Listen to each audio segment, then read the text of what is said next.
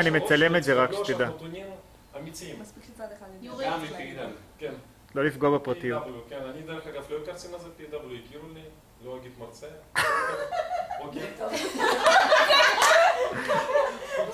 אז תראו, מה שקורה זה 17% ב-2006 התחתנו, התחילו ריליישנשיפ.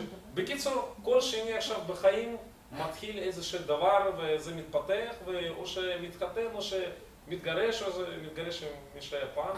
אבל אינטרנט זה הכי חם, גירושים בגלל פייסבוק, בגלל רשתות, זה מה שקיים כרגע. זה מה שאנשים חיים עכשיו, טוויט, אתה שמת טוויט לא נכון, התגרשת, כאילו דברים כאלה, זה באמת, זה כל הסטטיסטיקה, זה ככה. אנשים חיים וירטואל ריאליטי, אנשים כבר חיים אמיתיים, פחות חיים. כי גם בעבודה, אתה לא קונקציה, אתה כל הזמן אונליין. אתה לא רוצה, אבל בכל מקרה אתה מתייחס לדברים האלה, אתה אפילו לא רוצה. ואפילו יש אנשים שחושבים שלילדים זה לא ישפיע, זה ישפיע, אני מבטיח. דייטינג סייט, זה הדבר הכי חם שקיים כרגע. מה שמעניין שמה שאתם חושבים שדייטינג סייט זה לא מה שנכון. עכשיו אתרי היכרויות כל כך מתוחכמים, אתם אפילו לא יודעים עד כמה.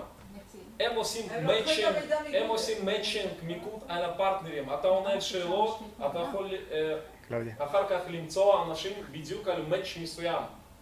יותר מזה, אבל צריך לעשות א'. יותר מזה, זה בדיוק ממה אמר מי שמופנם, מוחצן, אנשים כאלה. שם באינטרנט אתה יכול להיות גיבור, זה באמת מה שהיה במאמר כתוב. אתה יכול לעשות לייק לבחורה, ואתה יודע, בחוץ, במה שפעם אתה לא תעשה לייק ברחוב, אתה אולי אין לך אפילו, אתה יודע, אומץ להסתכל עליה, אבל פה אתה עושה באתר לייק, שולח איזושהי קריצה, שולח סמייל, שולח מתנה וירטואלית, זה ממש שינה את החיים של אנשים.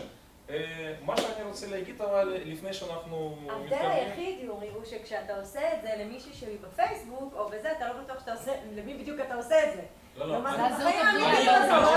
אני אתייחס, אבל מה שחשוב לציין לאנשים אפילו שבלשנים ואנשים שמנותקים מהחיים, חנונים, לא יודע איך קוראים לזה, יותר קל למצוא אהבה, למצוא סקס, דברים כאלה, זה אין בעיה. אבל מצד שני זה גם, זה דברים נגטיביים. אני חשבתי להגיד האם זה מה שאנשים עברו יותר לצד של וירטואליטי, האם זה פוזיטיבי או נגטיבי. הגעתי למסקנה, חשבתי עם כל השנים של ניסיון שלי, שאין תשובה חד משמעית. מצד אחד, אני אתייחס בסאמרי, בסיכום, מצד אחד יש יתרונות, שכמו שאני אמרתי, עושה לייק, מקבל טלפון, ככה אתה מקבל טלפון עכשיו, אתה לא רודף בדיסקוטק, תני לי טלפון, שולח מתנה וירטואלית, מקבל טלפון. מצד שני, אנשים מאבדים את המגע שלי באמת דברים. לא, אני אסביר, אני אתייחס.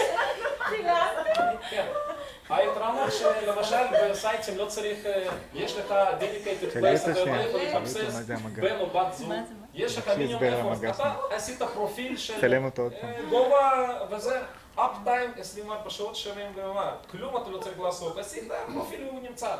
מצד שני, לפעמים זה עולה כסף, וגם אופליין מסג'ינג, אתה מאבד את בדיוק אינטראקציה מה שבאנו לדבר עם נשים, אתה מדבר תכלס עם הרובוטים, עם המחשבים.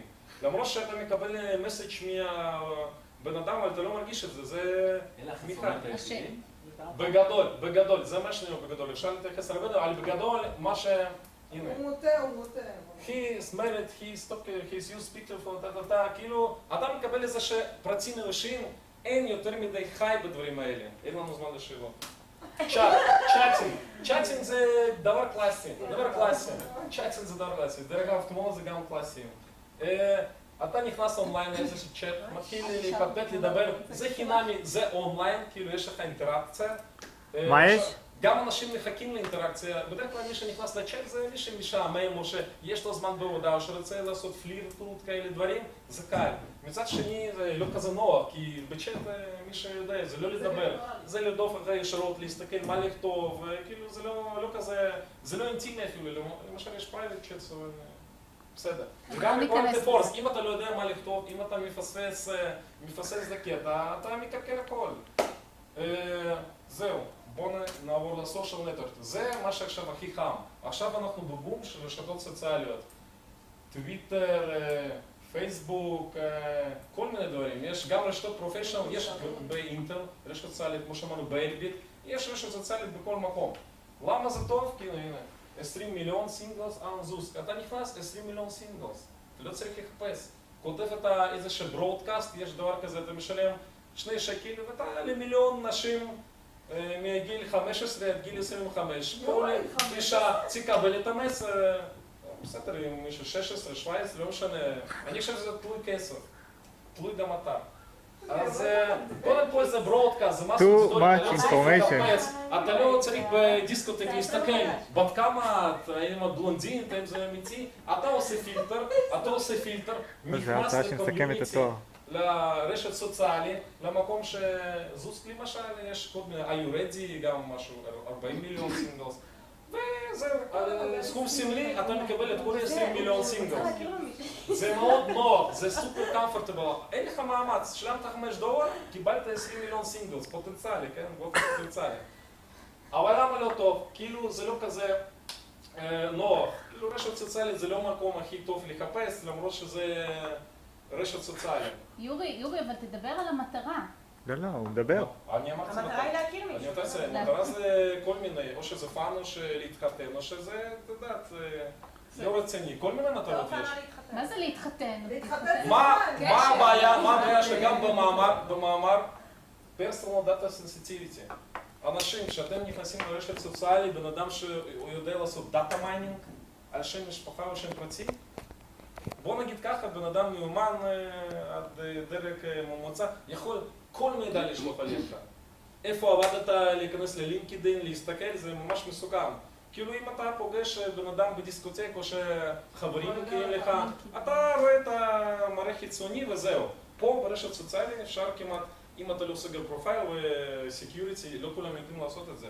אז אפשר לשלוח כל מידע ואתה יודע, זה לא חיבור שבן אדם תוך 2 דקות יכול כבר לדעת עליך כמעט הכל. איפה עבדת, איפה קרוב משפחה, איפה אתה גר, דברים כאלה. רגע, זה מתחבר לנו להיצף מידע או שלא? לא, זה על אולי זהות. זה על השפעות איך פסיכולוגיות. זה מתחבר לנו כאילו השפעות פסיכולוגיות. זה החומר של יורי. המאמר שלנו, השפעות פסיכולוגיות.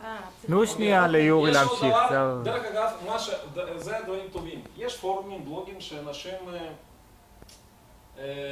מדברים או שנפגשים לפי האינטרסים שלהם. זה דווקא טוב. אם אני אוהב, לא יודע, לדוק, לפי תחומים. אני רוצה גם למצוא מן הסתם בן אדם שקצת דומה לי. אז אתה נכנס לפורום הזה, וגם מתחיל לדבר לפי אינטרס שלך, וזה גם מקרב, כי אנשים בדרך כלל, אם מעניין לך משהו, זה די מקרב.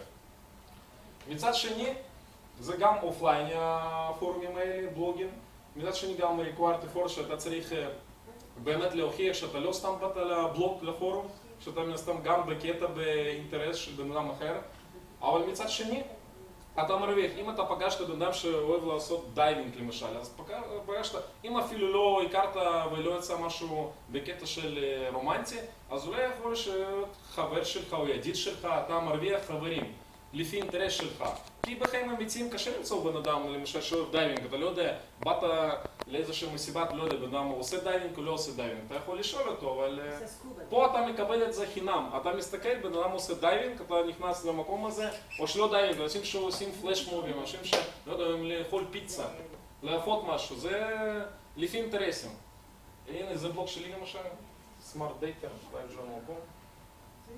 אז בגלל שאין לנו הרבה זמן, אני רוצה לסכם. מה טוב בחיים אינטרנטיים, בהיכרות באינטרנט, מבחינת שזה מאוד קוויק, מאוד מהר. אתה יכול להיכנס לתרקיות תוך 5 דקות, לקבוע כל יום דייט.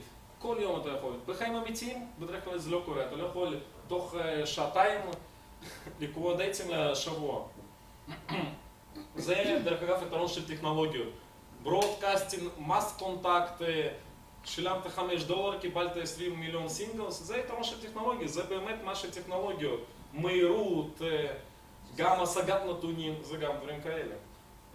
גם זה זול, כי בעיקרון, אם אתה הולך לדיסקוטק למשל גם, או שאתה כותב מכתב, אתה משלם כסף וגם זמן.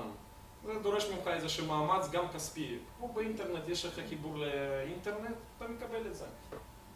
מצד שני, שיש לך וריאטי או שדיפרנס, יש לך הרבה אופציות, ללכת לרשת סוציאלית, להיכנס לאתר היכרויות, להיכנס לפורום, לבלוג, או שעוד משהו אחר, רק תבחר איזה מדיה, איזה אופן אתה רוצה מבחינת טכנולוגיה, אתה יכול לבחור. ודבר שני זה פוקוס, אתה הגעת למקום, אתר היכרויות זה לא איזשהו מקום, זה משהו ממוקד. אתה יכול לעשות פילטר, מסננת לפי גיל, לפי דברים מסוימים, לפי אינטרסט, שאני אראה, יש לנו דקה, לראות, אני אראה אחר כך, זה דברים הטובים. מה שטוב שזה יותר מדי טכני, יותר מדי מכני, זה בדיוק מה שאנשים אומרים, לנתק תקשורת. אם אתה לא אוהבת בצ'אט מישהו, אתה פשוט עושה בן או שעושה בלוק, בינתיים זה מחקת אותו, הוא כבר